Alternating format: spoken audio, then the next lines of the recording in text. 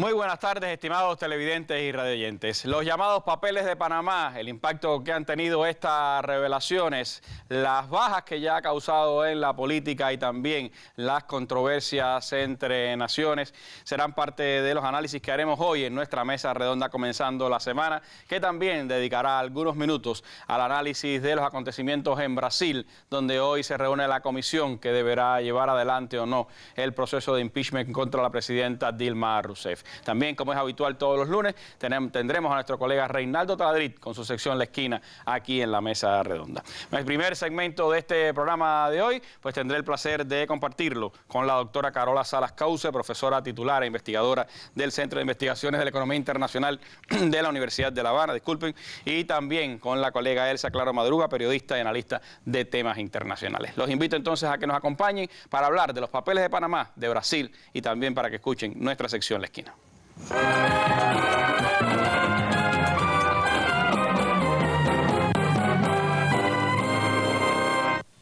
Y antes de empezar, como es habitual, vamos rápidamente a la sección La Noticia del Día. Está concentrada en Perú, donde todavía se está a la espera del cómputo final de los resultados de la primera vuelta de las elecciones en ese país.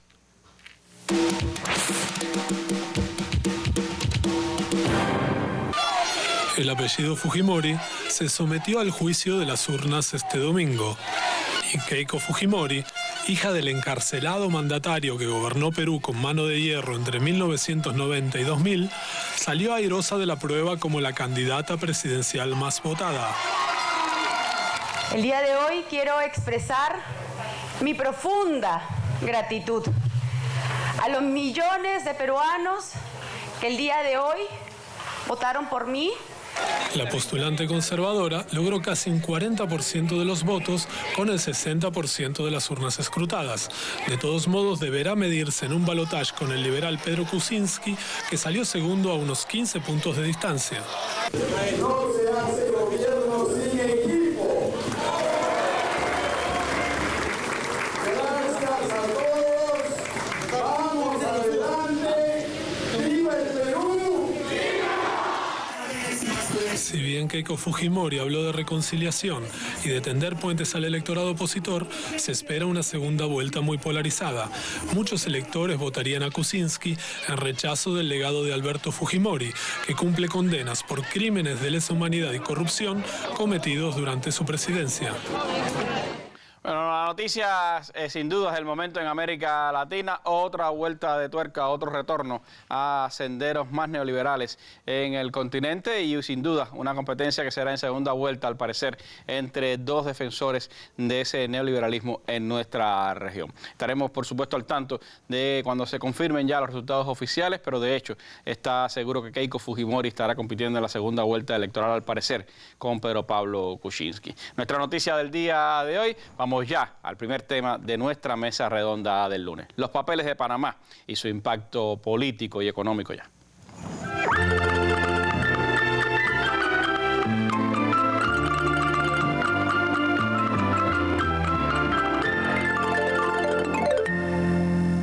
Poder Mediático recibe filtración de documentos. ¿Cómo fue obtenida la información? Bufete Mossack Fonseca asegura que su sistema informático fue hackeado, mientras el diario alemán Süddeutsche Zeitung asegura que se filtró la información hace más de un año. Un vocero del periódico defendió la confidencialidad de su fuente y aseguró que una pequeña parte de la información fue obtenida por agencias tributarias de países involucrados en el caso. Una filtración cualquiera.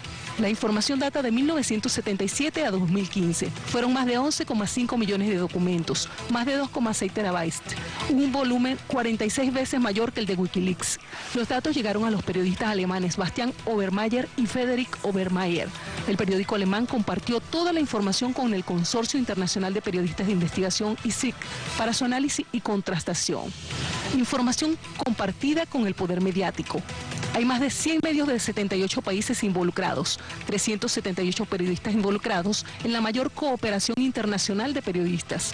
Medios incluidos BBC, Le Monde, The Guardian, Univision, ABC de Estados Unidos, La Nación, Miami Herald, Expreso y La Sexta. Aseguran que el objetivo era desentrañar cómo funcionan los paraísos fiscales y cómo se mueve de forma opaca grandes cantidades de dinero en todo el mundo. Bueno, eso ocurría el pasado fin de semana y hace ya una semana, y una noticia que comenzaba a dar la vuelta al mundo y también, por supuesto, a causar muchas preguntas, muchas interrogantes y miradas más allá de la propia noticia, de esos millones de documentos que una pequeña parte de ellos han sido revelados hasta hoy. Pero por supuesto hay muchas preguntas que tienen que ver para el gran público sobre lo que significan estas revelaciones. Y por eso me gustaría comenzar hablando con la profesora Carola e interrogándola sobre qué cosas son los paraísos fiscales, por qué esta denominación pues causa ahora tanto escozor en medio mundo, ¿no? En el mundo mediático, pero también en el económico. ¿Qué cosas son los paraísos fiscales? Bueno, Randy, vamos a empezar por definir qué son los centros financieros offshore, porque después vamos a derivar de ahí la relación entre estos centros financieros y los paraísos fiscales o los centros de baja tributación que también aparecen vinculados a estos temas.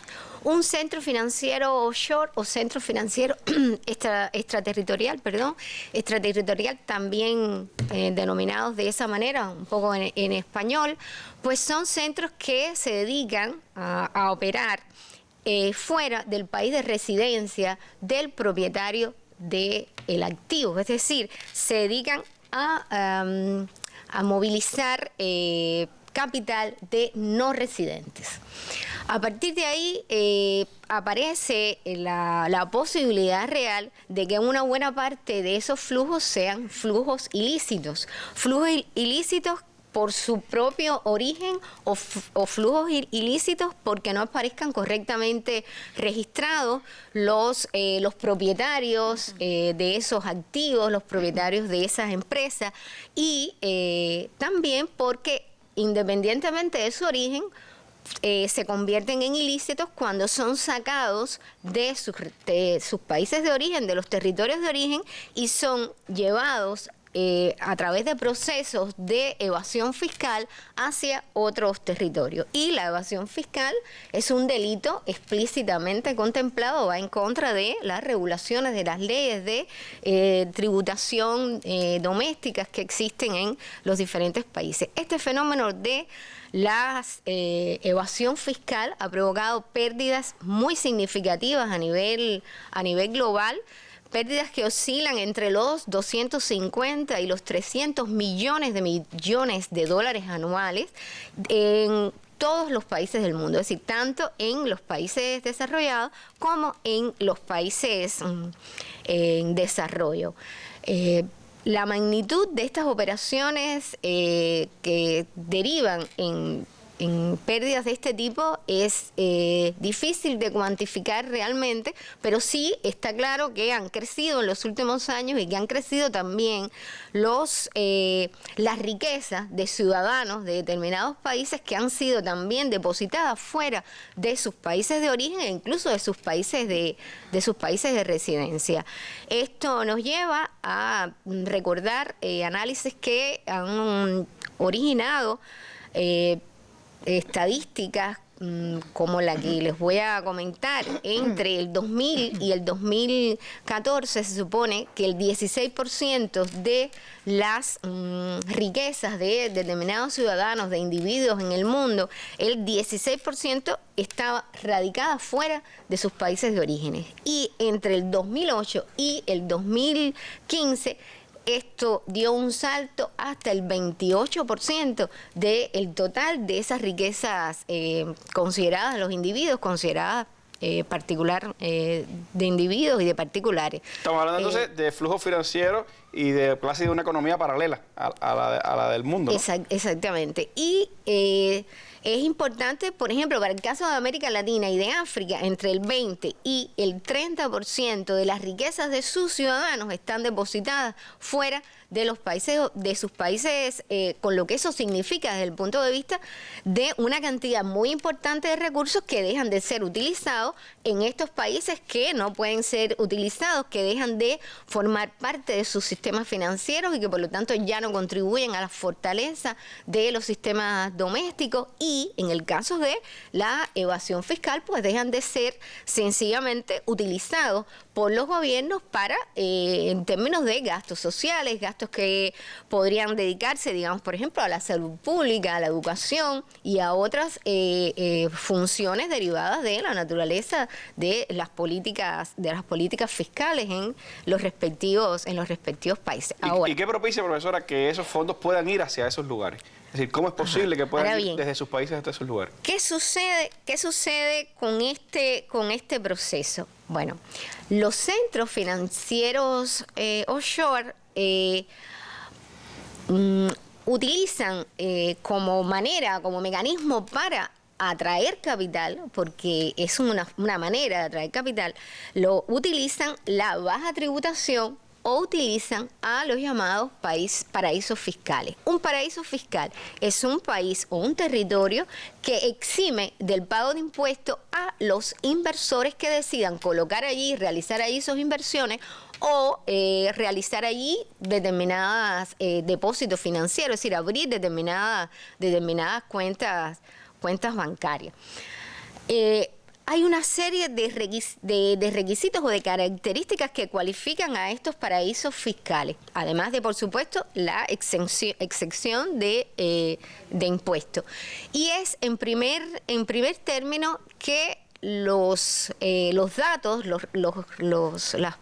los registros personales, las particularidades de las personas involucradas en estos procesos no aparece en los registros públicos. Son confidenciales. Hay una suerte de representante formal de estos propietarios directos, pero que, repito, no aparecen en los registros públicos, y hay un proceso muy riguroso de privacidad en el manejo de esas cuentas. Además, el secreto bancario. Es el secreto bancario que no se viola, salvo que en determinados contextos las autoridades requieran de que se titularicen las cuentas y se abran las cuentas por procesos, digamos, de investigación de delitos graves, etcétera. Pero es un elemento fundamental, distintivo de los paraísos fiscales, el secreto de esas cuentas y la protección de la titularidad de los propietarios. Y además, también se considera un requisito típico de los paraísos fiscales el hecho de que no pueden intercambiar información en materia ni fiscal ni en materia fiscal ni en materia bancaria. Incluso internacionalmente se considera que un país tiene que tener firmados como mínimo 12 acuerdos internacionales de intercambio de información fiscal y bancaria para poder salir de la lista de los paraísos fiscales. Y a propósito de las listas, hay varias listas. Las más conocidas de los paraísos fiscales es la que elabora la OCDE, ¿sí?, la Organización de la Cooperación al Desarrollo, pero también hay países que tienen sus propios listados, que publican sus propios listados, y incluso podemos encontrar algunos listados que se llaman algo así como listados de países de zona gris, que son aquellos que se considera que están insuficientemente informados con respecto, dan información relativamente insuficiente con respecto a sus operaciones fiscales. Esto, por supuesto, que da lugar a una serie de, digamos, de posibilidades, por decir de alguna manera, de procesos o de manejos irregulares. Lavado de dinero, narcotráfico. Exactamente. Si es tan sencillo, si resulta tan sencillo mantener en secreto la titularidad de una cuenta, si puede existir una cuenta bancaria anónima, si puede existir una empresa fantasma, donde nadie conozca quiénes son los reales dueños, los reales miembros del equipo de accionistas. Si eso es posible, bueno, pues también es posible evadir explicaciones con respecto al origen de los flujos, de dónde vienen esos flujos de capital, si están vinculados al narcotráfico, si están vinculados al lavado de dinero, si están vinculados a a contrabando de armas, o sencillamente si están financiando grupos violentos o grupos definitivamente terroristas. ¿Ya? Por lo tanto, son un conjunto de procesos que pueden tener lugar, de procesos irregulares que pueden derivar en procesos delictivos que han tenido lugar desde la segunda mitad de los años del pasado siglo. Fíjense que es importante que ya en los últimos años de la década de los 90, en el contexto de la llamada nueva arquitectura financiera internacional y en el marco del G20, del G7, del Foro de Estabilidad Financiera Mundial, se habló y se legisló el funcionamiento y las prácticas de funcionamiento de los centros financieros offshore y particularmente de los paraísos fiscales. Ahora, se intentaba a partir de del establecimiento de esos grupos de trabajo, se intentaba entonces regular, controlar, aumentar la transparencia, supervisar. Pero esto ha resultado tremendamente complejo. ¿Y por qué ha resultado tremendamente complejo? Porque eso es un segmento del mercado financiero global. Y el mercado financiero global, ¿en qué descansa? Descansa en exactamente todo lo contrario. Descansa en liberalización, desregulación, desintermediación bancaria. Entonces, ¿cómo regular, cómo supervisar, cómo controlar? Se ha convertido en un problema complicado dentro de las finanzas internacionales. Los países, los territorios que aparecen como paraísos fiscales, alrededor de una treintena, más o menos, aunque es una lista que se mueve mucho. Los países que son paraísos fiscales argumentan que es una manera de atraer capital. Y, por supuesto, atraer capital es totalmente lícito y en algunos casos incluso es pertinente en algunos contextos de países que tienen insuficiencias de ahorro, insuficiencias y necesitan de capital externo. Pero para los inversores extranjeros se ha convertido en una opción real de evadir impuestos y de hacer, como les había comentado, pues una serie de operaciones que están en esa especie de limbo, en esa especie de... No pocas veces se inscriben como compañías que son fantasmas, que no tienen ninguna actividad, es simplemente para tener el dinero puesto allí, ¿no?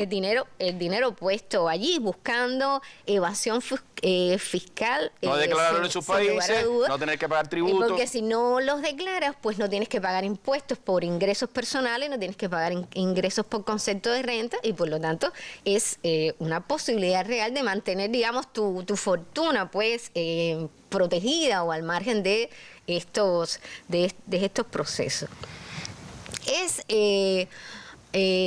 significativo el hecho de la gran cantidad de recursos que están dejando los países de poder utilizar en esos contextos.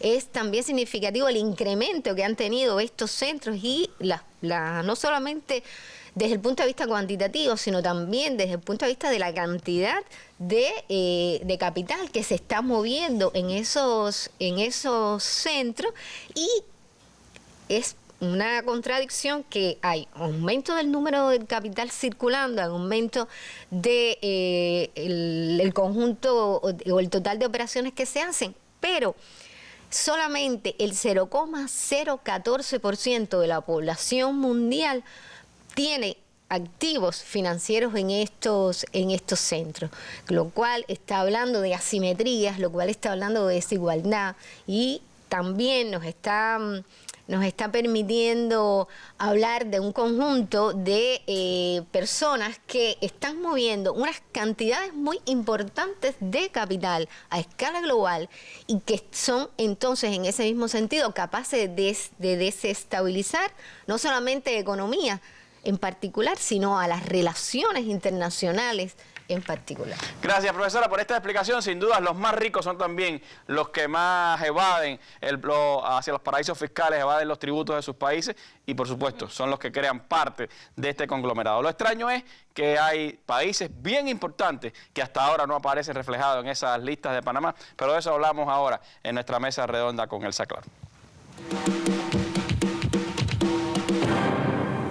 Y el primer ministro de Islandia ha renunciado también tras conocerse su vinculación con el escándalo de los Panama Papers. Se trata de la primera dimisión de un jefe del Ejecutivo tras la revelación de 11 millones de documentos que muestran cómo personajes poderosos usan los paraísos fiscales para ocultar su riqueza. La dimisión se produce después de que ayer más de 10.000 personas se manifestaran en el centro de Reykjavik para pedir su renuncia tras aparecer su nombre y el de su mujer vinculados a una empresa en las Islas Vírgenes Británicas. Es correcto, parece correctísimo. Yo no he hecho nada irregular, ni mucho menos. A mí, por lo demás, me quedan 2 semanas. En Chile Transparente tenemos un sistema. Yo estoy subrogando a José Miguel Insulza, por el encargo que se hizo en La Haya, dejó de ser nuestro presidente. Yo ya fui presidente y mi cargo de director termina ahora en 1 o 2 semanas más. La verdad que puede ser esta semana porque está citada la asamblea. Medios argentinos informan que el fiscal general Federico Delgado ha decidido impulsar la acción penal en contra del presidente Macri. La resolución queda ahora a instancias de un juez a quien se le requirió una serie de medidas de prueba. La decisión se conoce un día después que el diputado del Frente para la Victoria, Darío Martínez, presentara una denuncia formal en contra del presidente Macri por presunto lavado de dinero y evasión fiscal. El único responsable soy yo, ha dicho el primer británico, a la vez que ha anunciado que va a hacer pública su declaración de Hacienda en un esfuerzo por aportar transparencia en este turbio asunto. Ha sido una semana difícil para el primer ministro David Cameron, quien ha reconocido que este caso ha llevado su popularidad a los índices más bajos desde hace 3 años. Nuestras prácticas vigentes y proponga la adopción de medidas que compartiremos con otros países del mundo. Es el presidente panameño que ha anunciado la creación de un comité de expertos que garantice la transparencia financiera en su país. También ha insistido en que allí en Panamá impera la ley y la seguridad jurídica. Bueno, una sucesión muy rápida de varias de las víctimas que ya han tenido los papeles de Panamá. Desde el presidente argentino Mauricio Macri, puesto en ascuas ya por la justicia argentina a partir de estos papeles, hasta el primer ministro de Islandia que ha tenido que renunciar y por supuesto el premier británico David Cameron, que también está siendo rechazado por sus correligionarios. ¿Cómo ve Elsa Claro estas revelaciones? ¿Qué le parece el hecho de que la USAID y George Soros estén detrás del financiamiento de quienes investigaron estos llamados papeles de Panamá? ¿Y por qué piensa que no estén pues muchos de los grandes, de las grandes riquezas, de las grandes empresas norteamericanas o británicas o alemanas o japonesas en estos papeles de Panamá? Bueno, sería apropiado, me parece, usar un refrán muy viejo que dice: dime con quién andas y te diré quién eres. Y en este caso, conocer que la USAID, que sabemos muy bien a qué se dedica, y un personaje, un especulador de altos quilates, como ha sido hasta aquí George Soros, pues ya solamente con esos detalles, con ese conocimiento, uno tiene que suponer que algo turbio anda detrás de este descubrimiento muy entrecomillado, muy puesto en duda de que sea verdaderamente el propósito que se afirma. Por ejemplo, en el propio material que veíamos al inicio, plantean que es una de las revelaciones más grandes, que está destinada a evitar que sigan ocurriendo estos hechos, etcétera. Pero realmente es de dudar que ese sea el verdadero propósito. Hay una teoría que el primero que la hizo, o al menos fue a quien primero leí que había dicho, de Thierry Meyssan, el politólogo francés, una teoría muy interesante que tiene además basamento. Él plantea que el propósito en realidad no es más que eliminar los pequeños paraísos fiscales que están asentados aquí en islas del Caribe, en Panamá, en otros lugares que son en este momento una competencia para los paraísos fiscales que existen en territorio continental, en los propios Estados Unidos, por ejemplo. Que es el mayor centro de lavado de dinero del mundo. No, pero además que hay por lo menos 4 estados de la Unión que se dedican, o sea, que está permitido el secreto bancario como antiguamente lo hacía o lo sigue haciendo Suiza, y que no es necesario tampoco declarar la procedencia o el destino de esos fondos que se depositan. Porque aclaremos que la mayor parte de lo que se negocia en estos sitios, en estos paraísos fiscales, es sobre todo capital financiero, más que capital productivo.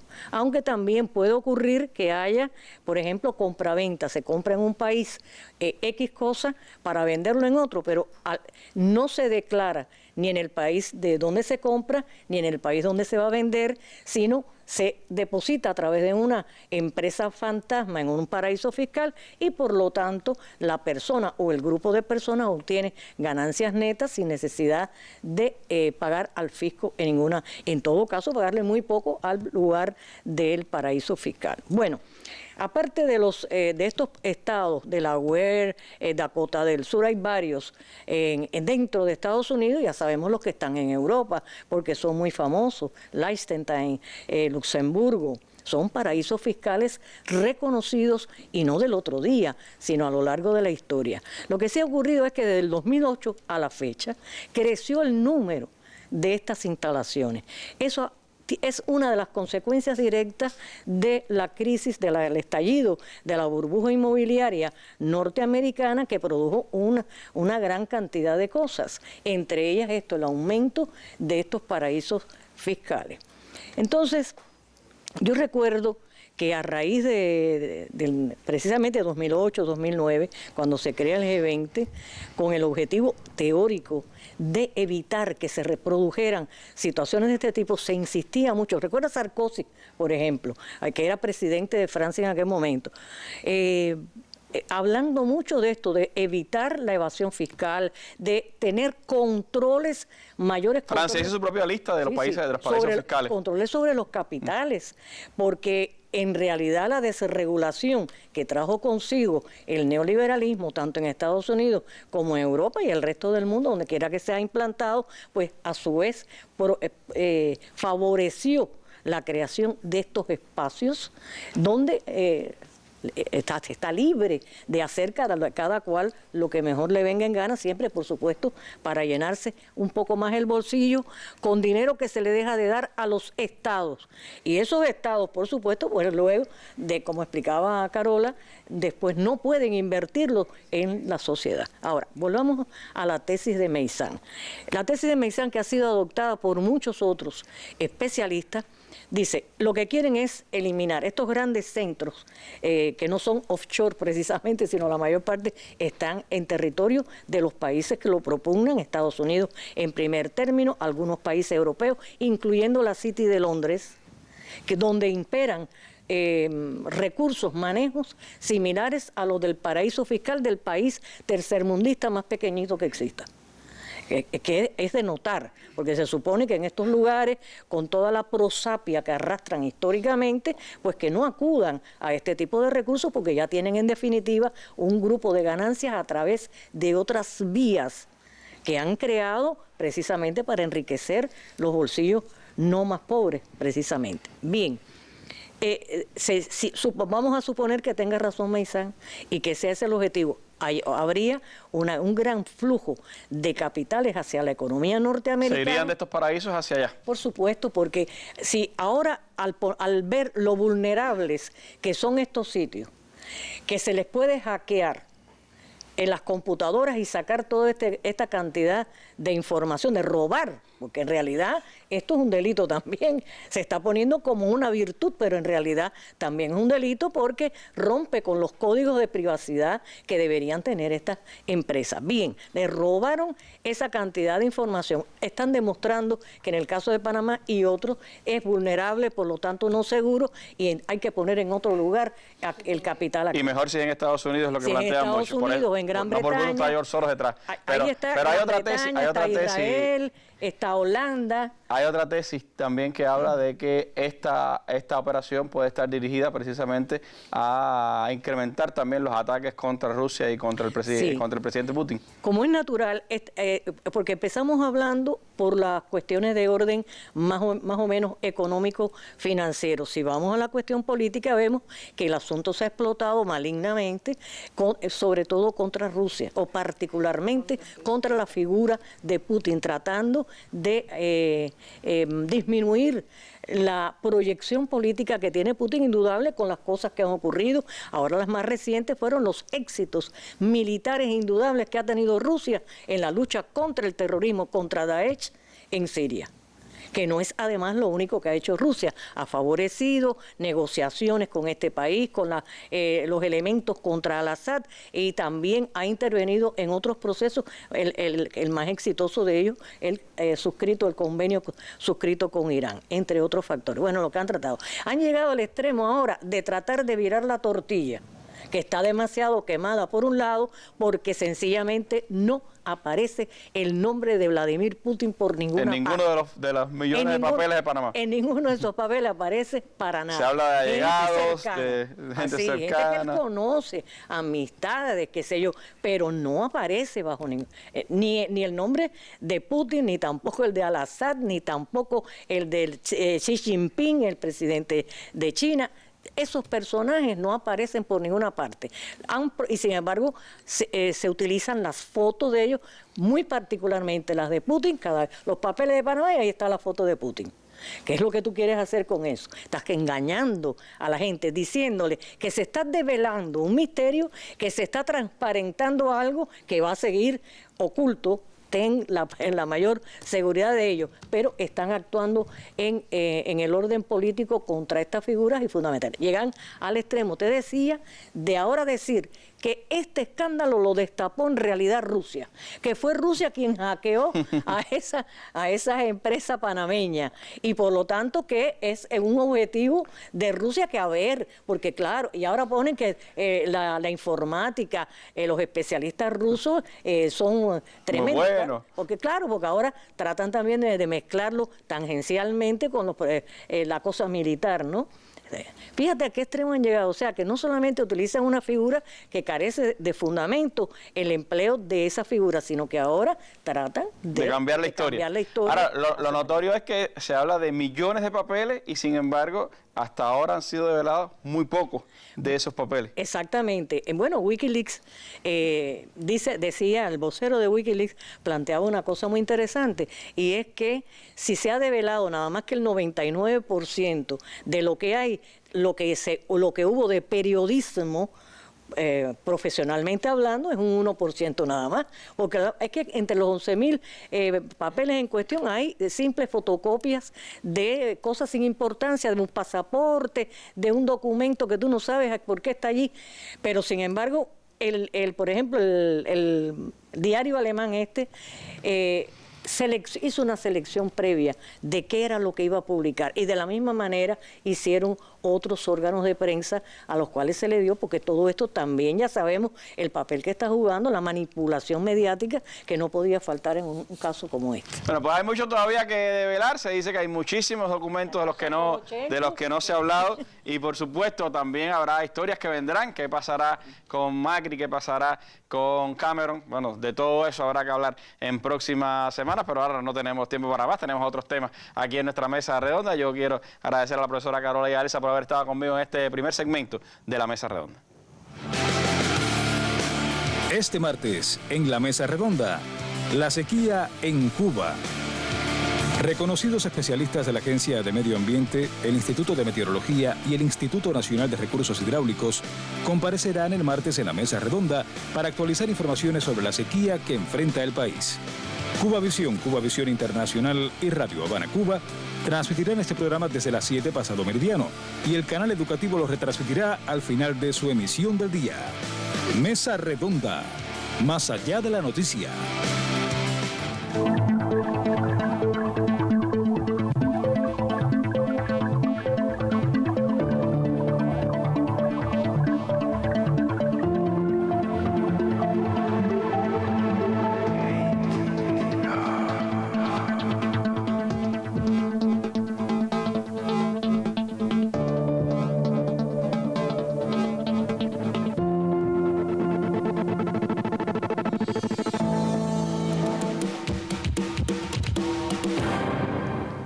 Bueno, seguimos nuestra mesa redonda de lunes y nos vamos hacia la esquina de este estudio. Ahí está Reinaldo Taladriz de nuevo, como cada lunes, con un tema interesante para ustedes.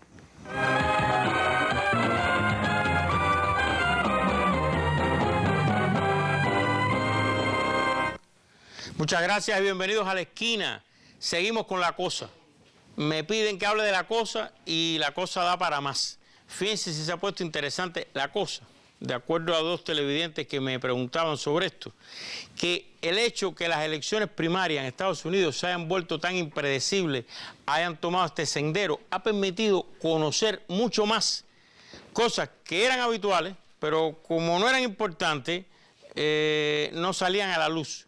Usted veía elecciones primarias republicanas en el estado de Colorado y decía, fulano ganó todos los delegados, y ya, pensaba que fue una elección. No, resulta ser que fue una reunión cerrada, donde no hay votación, donde la dirección del Partido Republicano en el estado de Colorado habla con delegados, negocia, donde los candidatos dicen que apretaron manos, torcieron brazos, hicieron de todo, donde la gente de Trump dice que hubo boletas falsas y errores de boleta, y después por decisión le dieron los 34 delegados a Rafael Edwards, el hijo de Rafael Bienvenido, a Ted Cruz.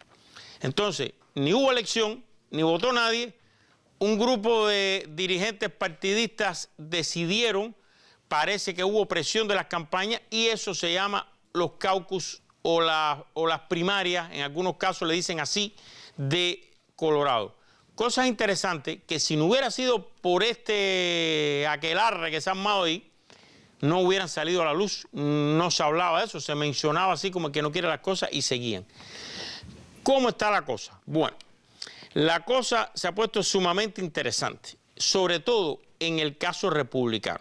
Les voy a hablar de algo que le había prometido, me escribió Ismael Cené sobre las llamadas convenciones, y aquí hay un problema que también el que quiera participar puede. ¿Cómo se denomina este tipo de convención? Es una traducción de un término muy típico del inglés al español. Hay quien dice que es convención negociada, hay quien dice que es convención como que impugnada, etc. Pero bueno, ¿qué pasa? Se llega a la convención republicana en el verano en Cleveland, va a ser en Cleveland. Entonces, por cierto, hay un serio problema ahora si se puede entrar armas o no se puede entrar armas. Porque como todos ahí son más defensores que el otro de que todo el mundo lleve armas a todos los lugares en Estados Unidos, ahora el servicio secreto, o sea, el encargado de la seguridad de los candidatos, está pidiendo que nadie entre con armas. Entonces, ¿qué van a hacer?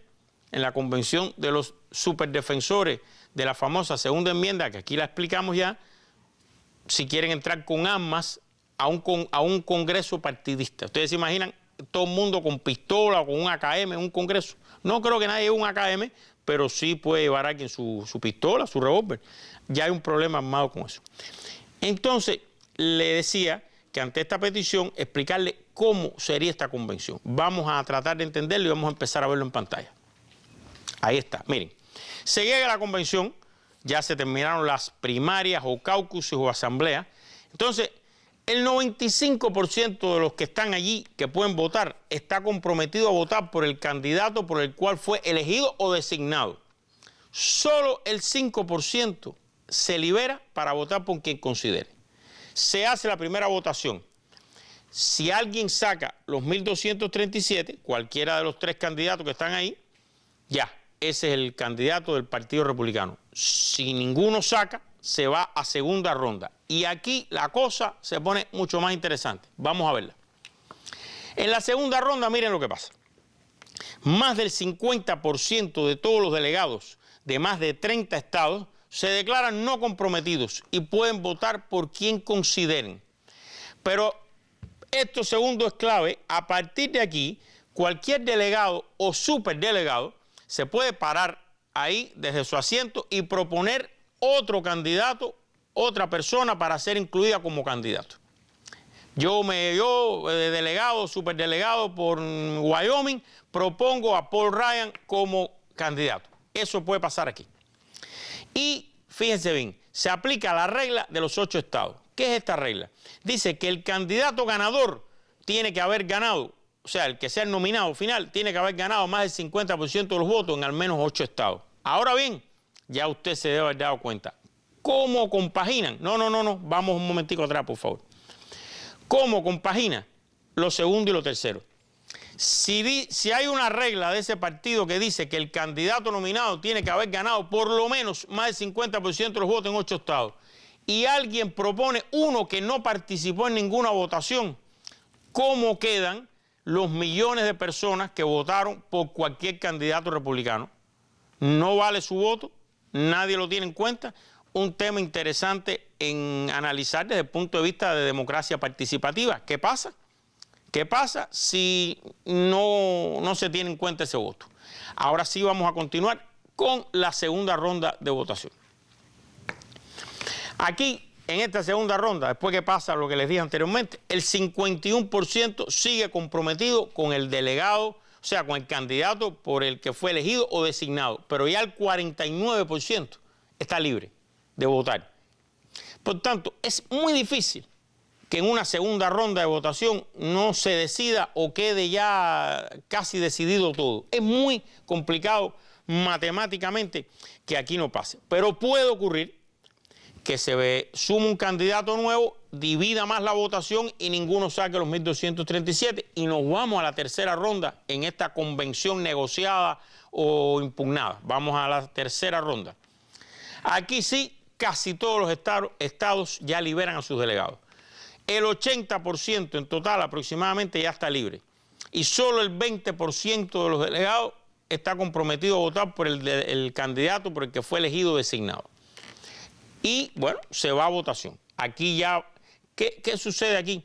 Que si alguien sacó muy pocos votos en la primera o segunda ronda, ya se retira o se le pide que se retire. Es muy difícil que siga si sacan muy pocos votos. Y continuamos.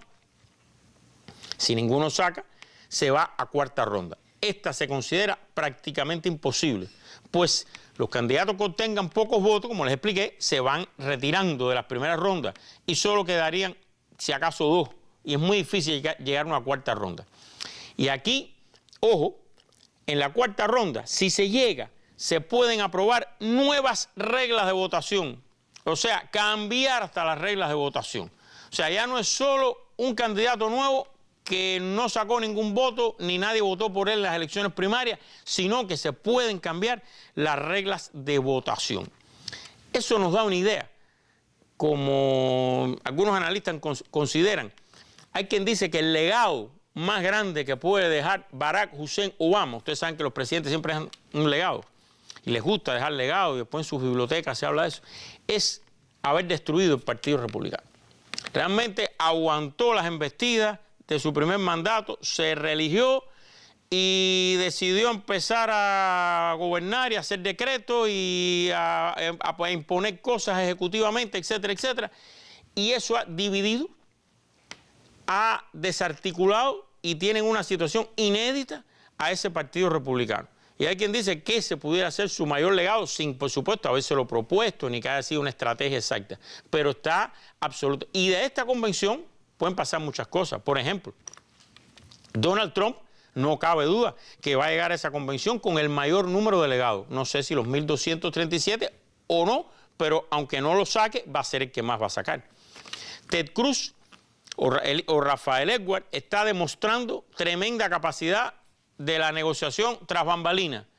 Dicen que están torciendo brazos, lo han acusado la campaña de Trump de técnicas Gestapo.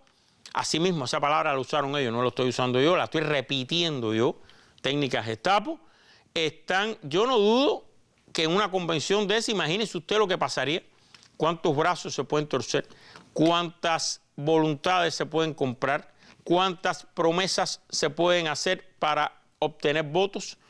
¿Qué tiene que ver eso? Pregunto yo, con el espíritu aquel de la democracia, un hombre, un voto, etcétera, etcétera, etcétera. Complicado de explicar teóricamente, incluyendo los superdelegados, su papel y un nuevo candidato. Ayer, la oficina del presidente de la Cámara, Paul Ryan, sacó un anuncio de televisión de 15 segundos que parece un anuncio de campaña.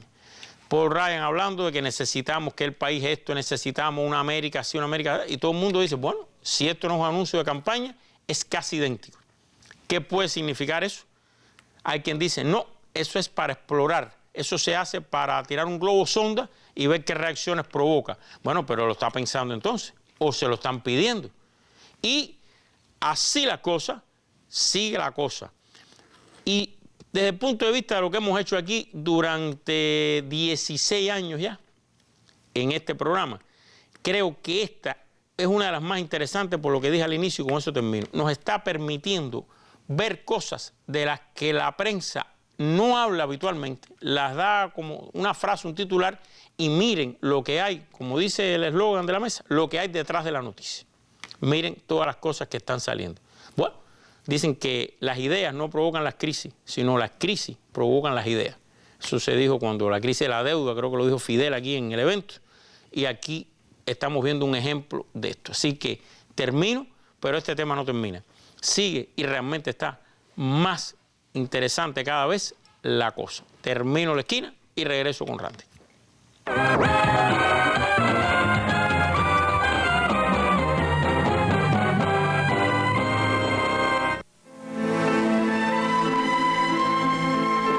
Habrá victorias, habrá reveses, habrá avances, habrá retrocesos.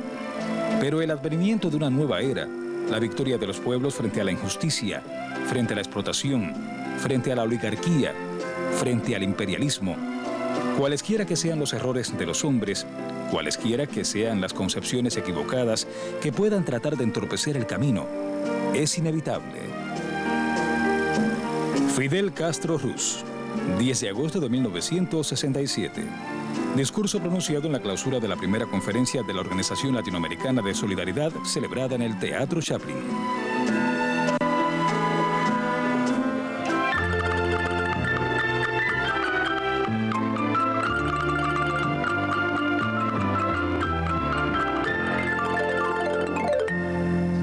Bueno, gracias a Taladrí por estas nuevas explicaciones en la esquina sobre cómo anda la cosa electoral en los Estados Unidos. Y nos vamos de inmediato en estos últimos minutos a tener una actualización de lo que está ocurriendo en Brasil. Ahora mismo la información que está circulando dice que una comisión especial de 65 diputados creada por el Congreso de Brasil aprobó en este minuto la petición de juicio político contra la presidenta de ese país, Dilma Rousseff. La comisión especial parlamentaria de la Cámara de Diputados de Brasil ha aprobado este lunes, hace unos minutos, esa petición de juicio político por 38 votos a favor y 27 en contra, por lo que en los próximos días tendrá que llevarse al Pleno de la Cámara de Diputados el caso de juicio político contra la presidenta Dilma Rousseff. Y sobre esta información y sobre su impacto en la política brasileña hablamos ahora en la mesa redonda con la colega Laura Becker Paseiro, quien es periodista y analista internacional del periódico Granma. Laura, ¿qué impacto puede tener esta aprobación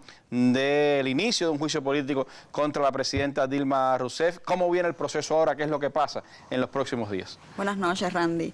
Es una noticia que se esperaba, pero bueno, siempre impacta un poco, ¿no?, para quienes siguen este tema en Brasil.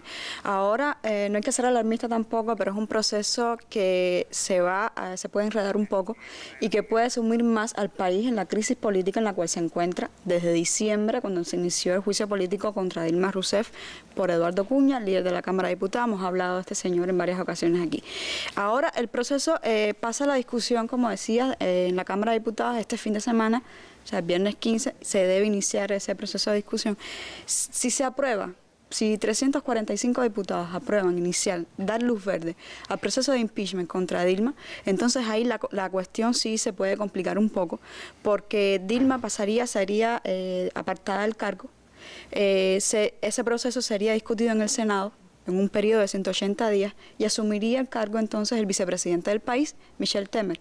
Pero ¿qué pasa ahora? Michel Temer, la semana pasada se le inició un proceso de juicio político a Michel Temer por las mismas cuestiones por las cuales Dilma se le intenta enjuiciar, maquillar las supuestas cuentas fiscales. Dicen que Dilma usó las cuentas del Estado para pagar algunas obras sociales y luego devolvió ese dinero a las cuentas públicas del Estado.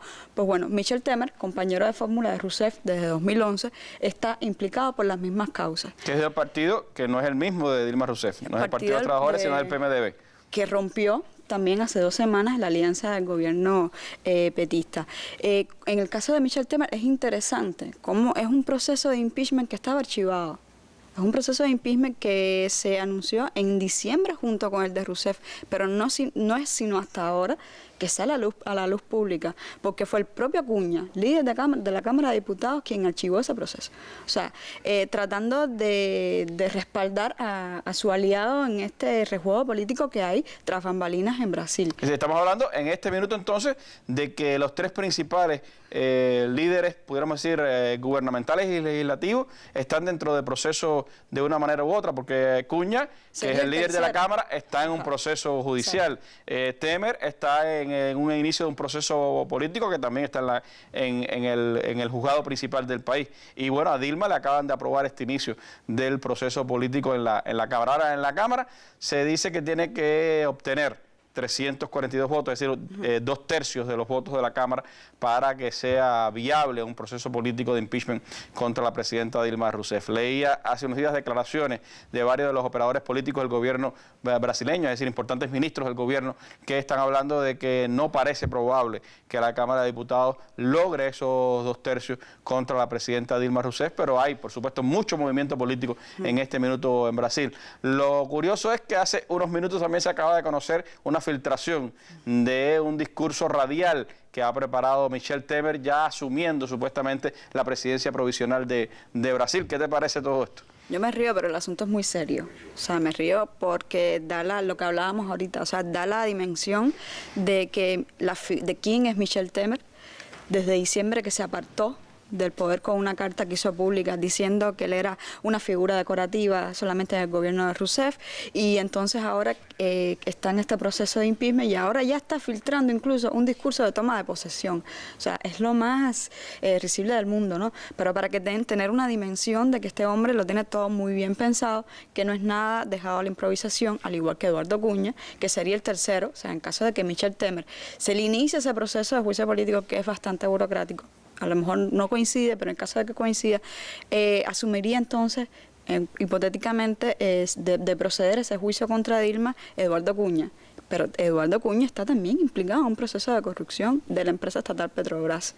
De los tres, la figura que tiene más conexiones con la corrupción, que se le han sido demostradas 5 cuentas ilegales en Suiza. O sea, en Brasil no es ilegal tener una cuenta bancaria en el exterior, sino que uno debe declararlo. Hablábamos ahorita, se hablaba aquí de los papeles de Panamá. Se dice que él también tiene alguna implicación. También. Entonces, son 3 figuras, o sea, estas 2 figuras, Temer y Acuña, que son bastante complicadas. Y hay una cuarta, con Aécio Neves, que fue el candidato que se midió contra Dilma ahora en estas últimas elecciones, pero no alcanzó los votos necesarios, y está también tras bambalinas haciendo lo suyo. Habrá que esperar a ver cómo se desenvuelve este proceso en Brasil.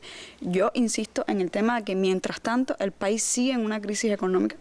Esta crisis política no ha dejado a Dilma gobernar desde que asumió esta reelección en 2014, y sigue en la mayor economía latinoamericana prácticamente paralizada. Y en medio de eso hay, por supuesto, enfrentamientos sociales. Ahora mismo en las calles se dice que hay, por un lado, festejos de las fuerzas de derecha que están contra el gobierno del PT de Dilma Rousseff, y hay una gran movilización, creo que Telesur estaba dando imágenes, de una gran movilización popular en defensa de la democracia, en defensa de Dilma Rousseff. Está participando, está hablando ahora en este mismo minuto en esa concentración que ustedes están viendo las imágenes en vivo, el expresidente Luis Ignacio Lula da Silva, quien se ha lanzado a las calles en defensa del gobierno de Dilma Rousseff, ha encabezado todas estas manifestaciones en los últimos días, y se habla de un contundente apoyo a Dilma de numerosas fuerzas sociales, de numerosas fuerzas femeninas también en Brasil, de los intelectuales brasileños en una amplia mayoría.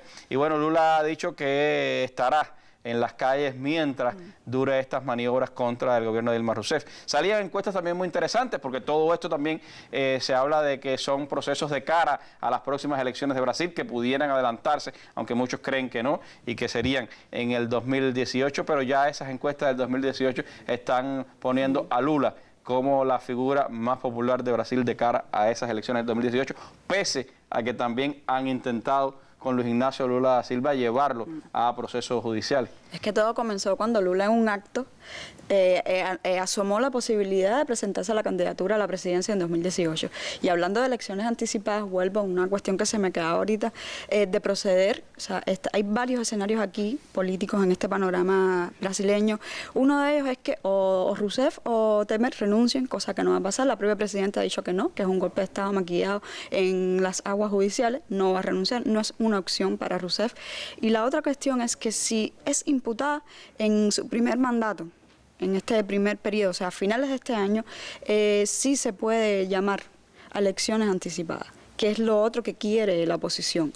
O sea, para desde ahora ya preparar su persona, su figura, para luchar esta élite brasileña que le fue, por decirlo de alguna forma, arrebatada ese espacio de poder, pero al final lo está luchando de una manera bastante sucia. Y una segunda posibilidad que sea imputada en un segundo periodo, que sería ya en las elecciones que me hablaba, y ahí sí ya la posibilidad es más complicada porque según la Constitución brasileña sería entonces senadores y diputados elegirían a una persona a votación, o sea, no sería un proceso ya más ciudadano, ¿no?, en una democracia como la brasileña. Pues hay que ver realmente qué pasa. La situación es bastante complicada, pero bueno, hay las declaraciones de los ministros del gobierno es que ellos creen que no habrá la posibilidad de que el impeachment sea aprobado este fin de semana. Sería entre viernes y domingo esa discusión y votación en la Cámara de Diputados de Brasil. Habrá que ver qué sucede allí, pero han hablado la fuerza del gobierno de que ellos esperaban que sí se aprobara en la comisión porque había mayoría de la derecha brasileña, pero que no sea aprobado por el Pleno de la Cámara de Diputados. Hay muchas, en este momento, negociaciones políticas en Brasil, el PT con otras fuerzas, intentando detener este proceso de impeachment, este golpe de Estado encubierto entre las fuerzas políticas de derecha y los estamentos judiciales en Brasil, y es un acontecimiento sin duda muy importante. Por lo pronto, la gente está en la calle y Lula está al frente de esa movilización popular, demostrando que sigue siendo el líder más popular de Brasil y también, por supuesto, el representante de esas fuerzas progresistas dentro del gobierno y dentro de toda la masa social brasileña. Mientras Lula está en la calle convocando a los brasileños, o sea, millones de brasileños saliendo a las calles defendiendo la democracia, defendiendo esas conquistas de años de gobierno petista, está la defensa de Rousseff paralelo, sí, porque la gente puede pensar, no, ¿y cómo se está defendiendo a la presidenta? Hay una defensa por el abogado general de la Unión, José Eduardo Cardoso, creo que se habló hoy ante esa comisión. Diciendo lo mismo que repitió Dilma, es un juicio, que es un golpe de Estado maquillado. En caso de que prospere en una Cámara de Diputados un proceso de impeachment, vamos entonces a llevar el caso a la Corte Suprema. O sea, no se va a quedar de manos cruzadas. Mientras tanto, la gente en la calle, los brasileños en la calle, luchando por sus conquistas. Brasil es muy grande. Cuando uno ve las imágenes de las personas a favor y en contra, a veces es un poco complicado calcular por los millones de personas, pero sí hay gente que está a favor y en contra, pero está saliendo a las calles defendiendo la democracia en un país que vio una dictadura militar tan cruel. Bueno, de hecho, lo más notorio de las últimas horas es esa aprobación en la comisión del inicio de un proceso de juicio político contra la presidenta Dilma Rousseff y ese audio filtrado de un discurso de Michel Temer asumiendo la presidencia de Brasil, algo que indica a todas luces que esa derecha brasileña pretende ejecutar un golpe de Estado contra la presidenta Dilma Rousseff y ha apostado a que será posible hacerlo en los próximos días. Veremos qué pasa en estas circunstancias. Por supuesto que en la semana estaremos siguiendo este tema y el próximo lunes volveremos a hacer un análisis sobre lo que pasó el fin de semana en la Cámara de Diputados. Te agradezco mucho, Laurita, habernos dedicado estos minutos acá en la mesa redonda. A ustedes los invito a que mañana estén de nuevo con nosotros en el programa. Nos vamos con las imágenes del día, recordando que hoy hace 14 años el golpe de Estado en Venezuela intentó eliminar al gobierno del presidente Hugo Chávez. 14 años después, la revolución bolivariana sigue dando combate en ese país. Imágenes del día. Muy buenas noches.